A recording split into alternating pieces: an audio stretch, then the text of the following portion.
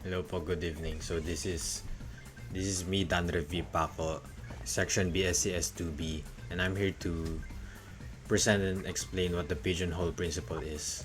So what does this principle exactly mean? So this principle says that if you place more objects than there are boxes, then at least one box must contain more than one object. So in everyday phrasing, if there are more pigeons than pigeonholes, some pigeonholes must hold at least two pigeons. Tatagalog lang po natin. So kung may mga lagayan po kayo, tas mas madami po yung ilalagay nyo doon kesa sa lagayan nyo, then at least isa po doon sa isang lagayan nyo ay may mas madami sa isang mapapaglagyan o bagay. So formally, if n object are put into k boxes and n is greater than k, then at least one box contains at least two objects. In quantitative form, if n objects are placed into k boxes, then some box contains at least n over k objects. So quick proof. Suppose every box held at most n minus 1. So parang proof lang po ito of contradiction. So kunyari po, totoo po ito kahit hindi. So yan, n minus 1 over k. So suppose every box held at most n minus k over k objects, then total objects is k times n quantity n minus 1k quantity less than n. So therefore which is a contradiction that can't be true, right?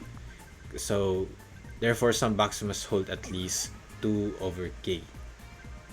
So we just proved that equation, that every box must hold at least 2 over k objects. So sample problem. Show that among any 13 people, at least 2 share the same birth month. Okay. Formatting is a bit off. So, ayan po. Boxes, 12 birth months. So, January to December. So, boxes, our K is equals 12. So, objects, 13 people. So N is equals 13. Since N is greater than K, N is greater than K, our N being 13 and our K being 12, the basic pigeonhole principle applies here. So therefore, at least one month or box has at least two people or objects. So if we actually calculate this real quick, hold on.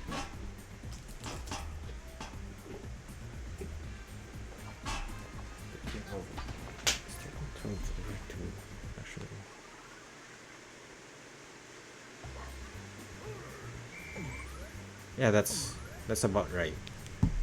So if we did integer division here, it would be 2, I think. So on some month has at least 2 people, or some boxes has at least 2 objects here. So what do we actually use this principle for? Well, it actually has a bunch of principles that it can be applied on, such as computing, or particularly with Hessian collisions. I believe this is particularly this is pertaining to hash maps, because if you have more keys than buckets, collisions are guaranteed. So this is useful for lower bound arguments with hash maps and stuff. This is also useful with networks and routing. So we can, with networks and load balancing and worst case guarantees and whatnot. And this also has use cases in our everyday lives, such as with matching socks and drawers, with birthdays, dealing with birthdays and stuff, or distributing people in rooms, something like that. So to make some to use to okay, to demonstrate this principle in practice, I'm gonna be using these 20 pesos coins as the boxes, right? There we go. So say we have 4 boxes. So we have 4. So n is 4. No, k is 4. Yeah, k is 4. And we have